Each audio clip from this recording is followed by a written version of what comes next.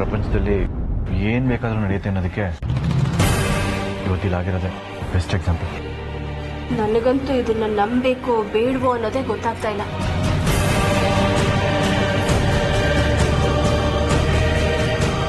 ನಂಬಲೇಬೇಕಂಟಿ. ಈಗಿನ ಕಾಲದಲ್ಲಿ ನಾಗಿನಿ ಇರೋದು ಸತ್ಯ.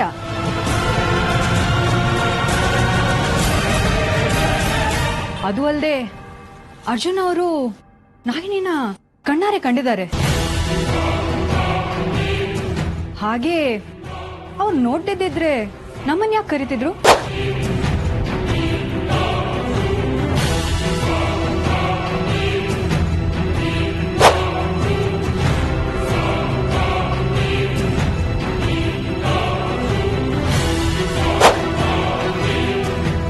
ಅರ್ಜುನ್ ಬಗ್ಗೆ ನಂಗೆ ಚೆನ್ನಾಗಿ ಗೊತ್ತು.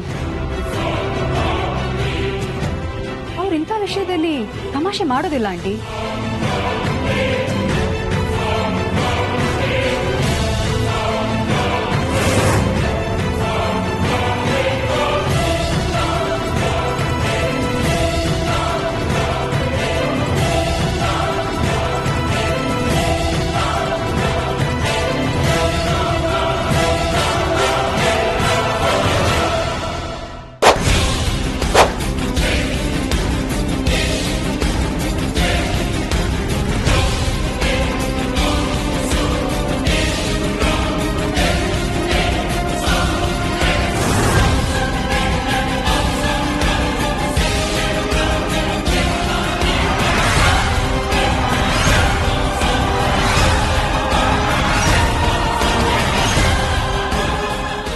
ಮಗನಿಗೆ ನನ್ನ ಗಾಯದ ಮೇಲೆ ಕಣ್ಬಿದ್ದಿದೆ. ಅವರಿಬ್ರು ನನ್ನ ಬಗ್ಗೆನೇ ಮಾತಾಡ್ಕೊಳ್ತಾ ಇರೋದಂತೂ ಸತ್ಯ. ಹೇಗಾದ್ರೂ ಮಾಡಿ ನಾನು ಈ ಪರಿಸ್ಥಿತಿನ ನಿಭಾಯಿಸ್ಬೇಕಲ್ಲ.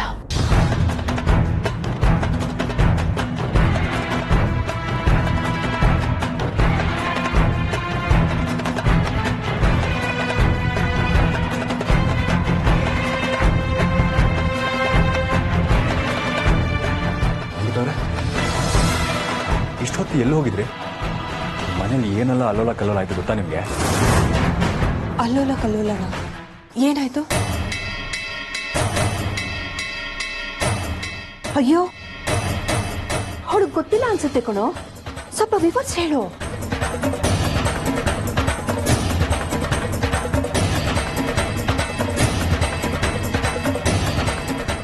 ಅಮೃತ ಅವರೇ, ಮನೆಗೆ ನಾಗಿಣಿ ಬಂದಿದ್ಲು.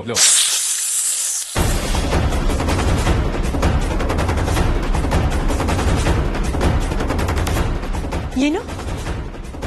ನಾಗಿಣಿನ? ನಾನ್ ನಂಬಲ್ಲ. ನಾಗಿಣಿ ಇದ್ರೆ ತಾನೆ ಅವಳು ಇಲ್ಲಿಗೆ ಬರೋದಿಕ್ಕೆ, ನಿಮ್ ಕಣ್ಣಿಗೆ ಕಾಣಿಸೋದಿಕ್ಕೆ.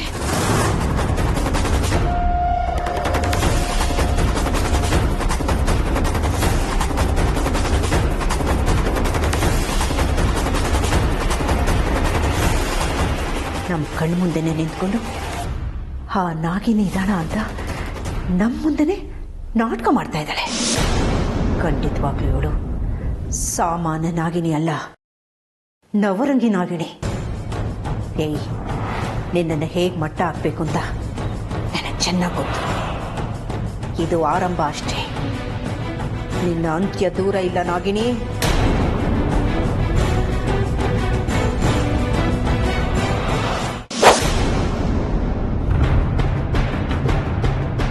ಅಮೃತವ್ರೆ, ಏನ್ರಿ ಆಯ್ತು ಕೈಗೆ? ಇಷ್ಟೊಂದು ರಕ್ತ ಬರ್ತಾ ಇದೆ, ಏನ್ ಮಾಡ್ಕೊಂಡ್ರಿ?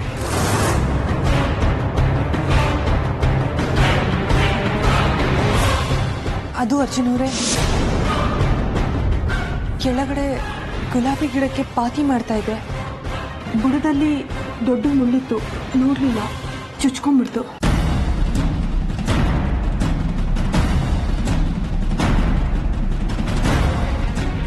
ನಿನಗೆ ಯಾರಮ್ಮ ಹೇಳಿದ್ದು ತೋಟಕ್ಕೆ ಹೋಗಿ ಗುಲಾಬಿ ಗಿಡಕ್ಕೆ ಪಾತಿ ಮಾಡು ಅಂತ? ಗಿಡಗಳನ್ನ ಆರೈಕೆ ಮಾಡಕ್ಕೆ, ಅದನ್ನ ನೋಡ್ಕೊಳ್ಳೋಕೆ, ನೀರ್ ಹಾಕಕ್ಕೆ, ಮನೆ ಕೆಲ್ಸಕ್ಕೆ ಎಲ್ಲದಕ್ಕೂ ಚಂದ್ರು ಇಲ್ವಾ?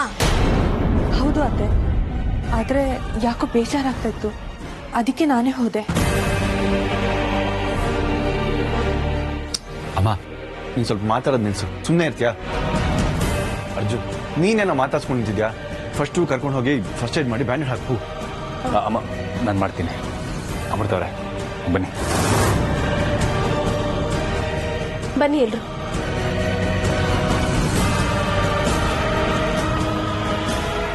ನೋಟ ವಿಷ್ಣು, ನನ್ನ ಕನಸು ಬರೀ ಕನಸಲ್ಲ ಅಂತ ಈಗಲಾದ್ರೂ ನಿಂಗೆ ಅರ್ಥ ಆಯ್ತಾ? ಹೌದಮ್ಮ, ಅರ್ಥ ಆಯ್ತು. ಇನ್ನು ನಾನು ಸುಮ್ಮನೆ ಇರೋದಿಲ್ಲ. ಸುಮ್ಮನೆ ಇರೋದಿಲ್ಲ ಅಂತ ಸುಮ್ಮನೆ ಇದ್ರೆ ಅವಳು ನಮ್ಮ ಬಲಿ ತಗೋತಾಳೆ. ಆಮೇಲೆ ನಮ್ಮಂತ ಮೂರ್ಖರ ಯಾರೂ ಇರೋದಿಲ್ಲ. ಅಮ್ಮ, ಇವತ್ತಿನಿಂದಲೇ, ಈ ಕ್ಷಣದಿಂದಲೇ ಆ ನಾಗಿಣಿಯ ಕೌಂಟ್ ಡೌನ್ ಶುರು. ಅವಳ ಸಾವು ನನ್ನ ಕೈಯಲ್ಲಿ ಅಂತ ಆ ದೇವರು ಬರೆದಿದ್ದಾನೆ ಅಂತ ಅನ್ಸುತ್ತೆ. ನಾನೇ ಅವಳ ಪಾಲಿನ ಯಮ. ಇದು ಸತ್ಯ ಸತ್ಯ ಸತ್ಯ.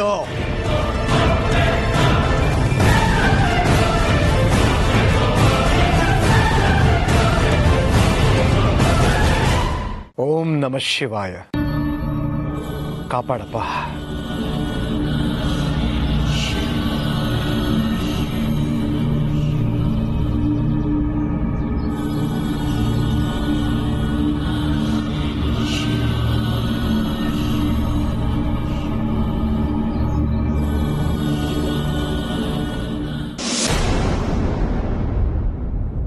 ಅಯ್ಯೋ, ಛೇ, ಎಂತ ಕೆಲಸ ಆಗೋಯ್ತು. ಔಷಧಿಗೆ ಮಿಶ್ರಣ ಮಾಡಬೇಕಾಗಿರೋ ಮೂಲಿಕೆ ಖಾಲಿ ಆಗೋಗಿದೆ. ಈ ಮೂಲಿಕೆನ ಮಿಶ್ರಣ ಮಾಡದೆ ಹೋದ್ರೆ ಈ ಔಷಧಿಗೆ ಶಕ್ತಿನೇ ಇರೋದಿಲ್ಲ. ಛೇ, ಎಂತ ಕೆಲಸ ಆಗೋಯ್ತು. ಎಲ್ಲಾ ಕೆಲಸದಲ್ಲೂ ನಿಗಾ ವಹಿಸೋ ನಾನು ಯಾಕೆ ಈ ವಿಷಯದಲ್ಲಿ ಉದಾಸೀನ ಮಾಡ್ಬಿಟ್ಟೆ? ತಕ್ಷಣ ಆಶ್ರಮಕ್ಕೆ ಹೋಗಿ ಈ ಮೂಲಿಕೆ ತರಬೇಕು. ಗುರುಗಳನ್ನ ಭೇಟಿ ಮಾಡಿ ಮಾತಾಡ್ದಂಗೂ ಆಗತ್ತೆ.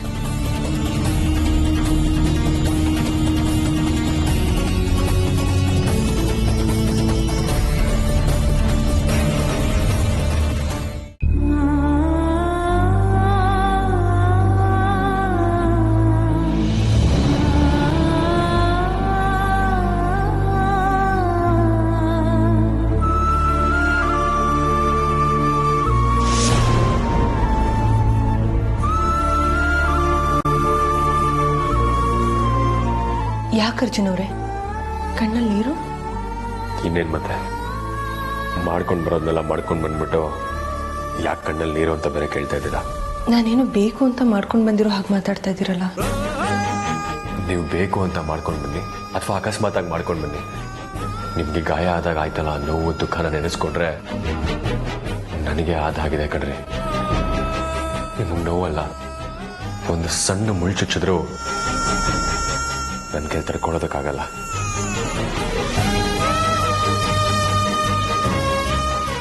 ಅಷ್ಟು ನನ್ನನ್ನು ಪ್ರೀತಿಸ್ತೀರಾ ನೀವು? ಈ ಪ್ರಪಂಚದ ಎಲ್ಲ ಆಸ್ತಿ ಪಾಸ್ತಿ ಚಿನ್ನನ ಒಂದ್ ಕಡೆ ಇಟ್ಟು ಇನ್ನೊಂದ್ ಕಡೆ ನಿಮ್ಮನ್ನ ನಿಮ್ಮ ಪ್ರೀತಿನ ಇಟ್ಟು ಯಾವ್ದು ಬೇಕು ಅಂತ ಕೇಳಿದ್ರೆ ತುಟಿಕ್ಬಿಟ್ಟಿಕಂದೆ ನಿಮ್ಮನ್ನ ನಿಮ್ಮ ಪ್ರೀತಿನ ಹರಿಸ್ಕೊಳ್ತೀನಿ ಕಣ್ರಿ. ನೀವಿಲ್ದೇ ಇರೋ ಪ್ರಪಂಚದಲ್ಲಿ ನನಗೆ ಇನ್ಯಾವ ವಸ್ತುನೂ ಬೇಡ.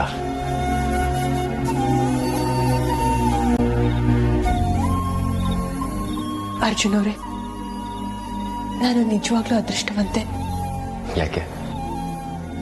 ನಿಮ್ಮಂತ ಗಂಡನ ಪಡೆಯೋದಿಕ್ಕೆ. ಅದೃಷ್ಟ ನಿಮ್ದಲ್ಲ ಕಣ್ರಿ, ನಂದು. ನಿಮ್ಮಂತ ಅಪರೂಪದ ಸೌಂದರ್ಯವತಿನ ಹೆಂಡತಿಯಾಗಿ ಪಡೆದಿರೋದಕ್ಕೆ.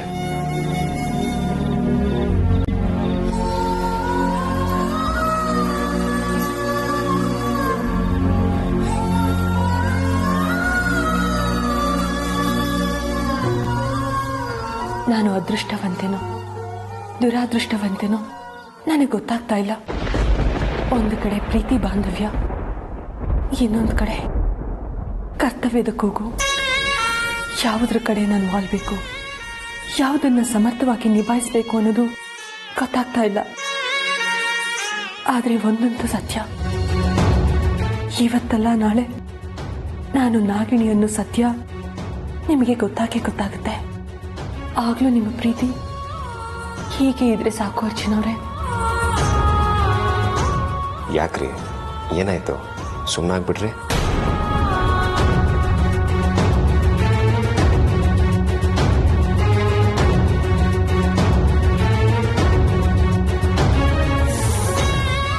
ಬೇಡ ಬಿಡಿ. ಇನ್ನೂ ಬ್ಯಾಂಡೇಜ್ ಕಟ್ಟಿಲ್ಲ, ಬ್ಯಾಂಡೇಜ್ ಕಟ್ಟೋದು ಬಾಕಿ ಇದೆ. ಕೈ ಕೊಡಿ. ಬೇಡ ಅನ್ನಲ್ಲ ರೀ, ಹೇಳ್ದಷ್ಟು ಮಾಡ್ಬೇಕಷ್ಟೇ. ಅರ್ಜುನ್ ಅವರೇ, ನೀವು ಗದರ್ತಾ ಇದ್ದೀರಾ? ಅಯ್ಯೋ, ಪ್ರಪಂಚದಲ್ಲಿ ಯಾವ ಗಂಡನಿಗೆ ತಾನೇ ಹೆಂಡತಿನ ಗದರೋ ಧೈರ್ಯ ಇರುತ್ತೆ ಹೇಳಿ? ಇಷ್ಟಕ್ಕೂ ಗದರಿದ್ರು ಹೆದರ್ತೀರಾ ನೀವು? ಹೆದ್ರಲ್ಲ, ಹೆದ್ರೋ ಥರ ನಾಟಕ ಮಾಡ್ತೀನಿ ಅಷ್ಟೇ.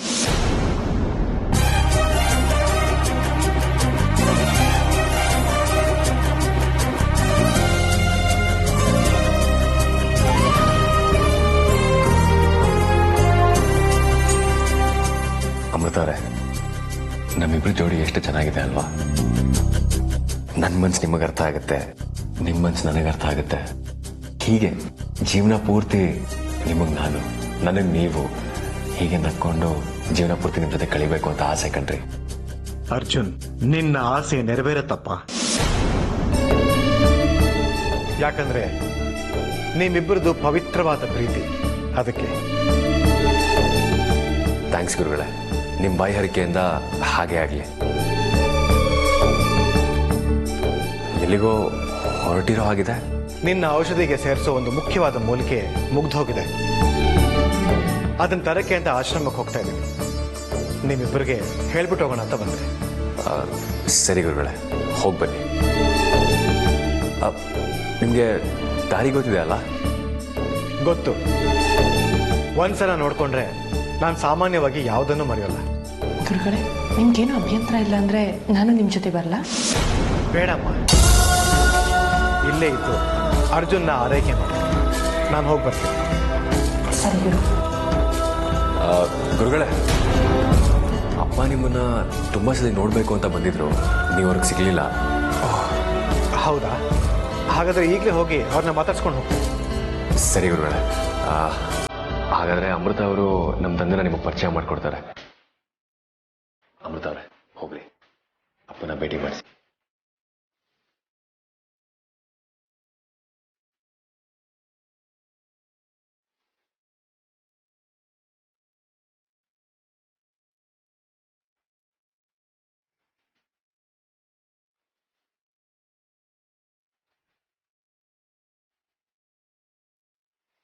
ಒಂದು ನಿಮಿಷ ಇರಿ ಗುರು. ಮಾವ, ಮಾವ,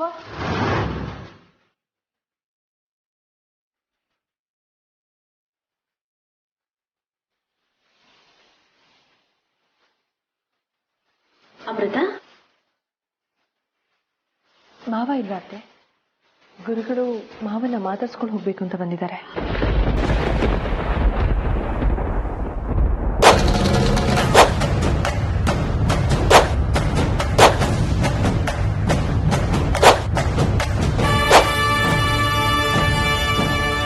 ನಿಂಗೆ ಗೊತ್ತಲ್ಲಮ್ಮ ನಿಮ್ಮ ಮಾವನವ್ರ ಬಗ್ಗೆ.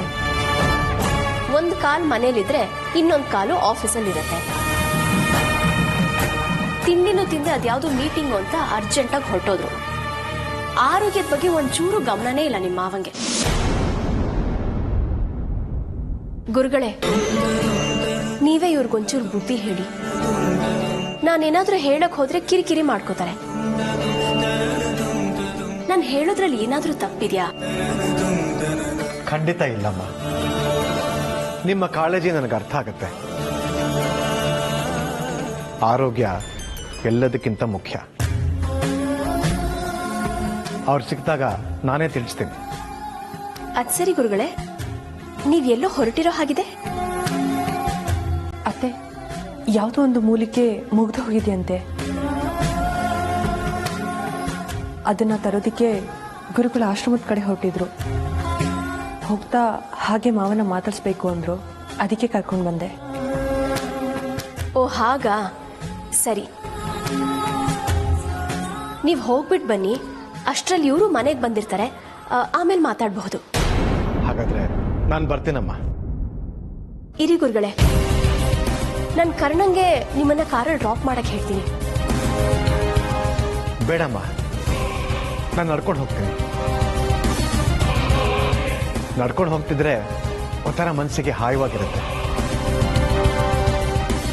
ಜೊತೆಗೆ ವ್ಯಾಯಾಮ ಮಾಡ್ದಂಗೂ ಆಗತ್ತೆ ಅಲ್ವಾ? ನನ್ನಿಂದ ನಿಮ್ಗೆಲ್ಲ ಯಾಕಮ್ಮ ತೊಂದರೆ? ಆಯ್ತು, ಬರ್ತೀನಿ.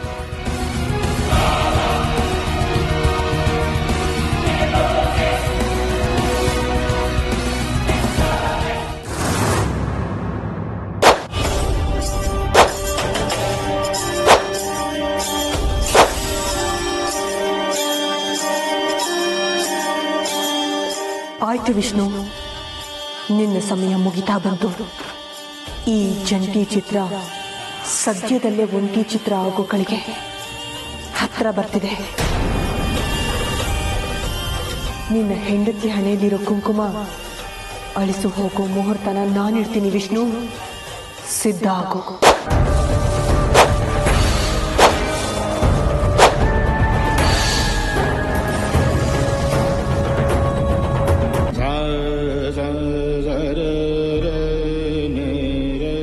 ರುದ್ರ, ಪುತ್ರ ಶೋಕಂ ನಿರಂತರಂ ಅಂತಾರೆ.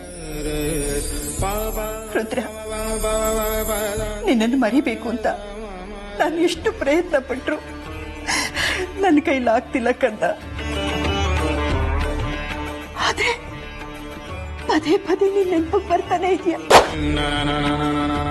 ಹೆತ್ತ ಒಡಲಿಗೆ ಆ ನಾಗಿನಿ ಕೊಳ್ಳಿ ಇಟ್ಬಿಟ್ಲು. ಆ ನಾಗಿನಿ ಹೆಣಕ್ಕೆ ಕೊಳ್ಳಿ ಇಡಬೇಕು. ಆಗ್ಲಿ ನನ್ನ ಮನ್ಸಿಗೆ ಸಮಾಧಾನ, ನನ್ನ ಮನ್ಸಿಗೆ ಸಮಾಧಾನ.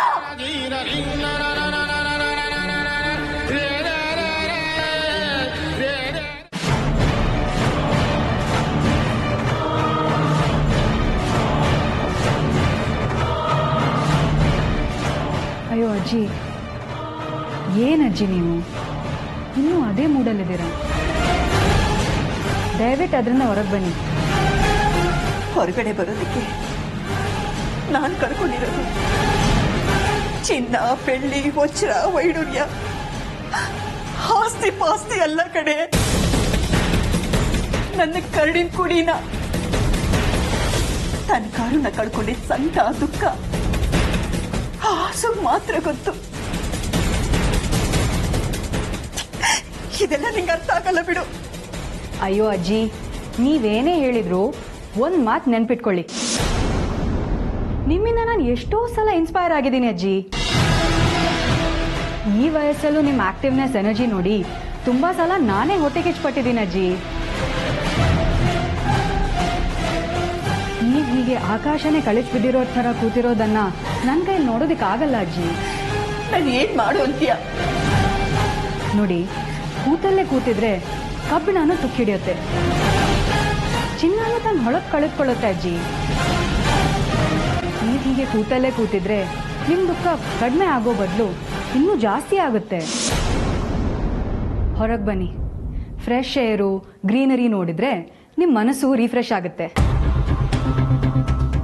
ದೇಹದ ತುಂಬೆಲ್ಲ ಲವಲವಿಕೆ ತುಂಬುತ್ತೆ ಅಜ್ಜಿ. ನಿಜ ಮೀನಾಕ್ಷಿ, ನೀನು ಹೇಳ್ತಿರೋದೆಲ್ಲ ಸತ್ಯ. ಆದ್ರೆ ಇವತ್ತು ನನ್ನೆಲ್ಲ ದುಃಖಗಳಿಗೂ ಪರಿಹಾರ ಸಿಗುತ್ತೆ. ಇವತ್ತು ನಿಮ್ಮ ದುಃಖಗಳಿಗೆ ಪರಿಹಾರ ಸಿಗುತ್ತಾ? ಹೌದು ಕಣೆ. ನಮ್ಮನೆ ದೇವರು, ಗುರುಗಳು, ರಕ್ಷಕರಾದ ಭೈರವ್ ಬಾಬಾ ಇವತ್ತು ನಮ್ಮನೆಗೆ ಬರ್ತಾ ಇದ್ದಾರೆ.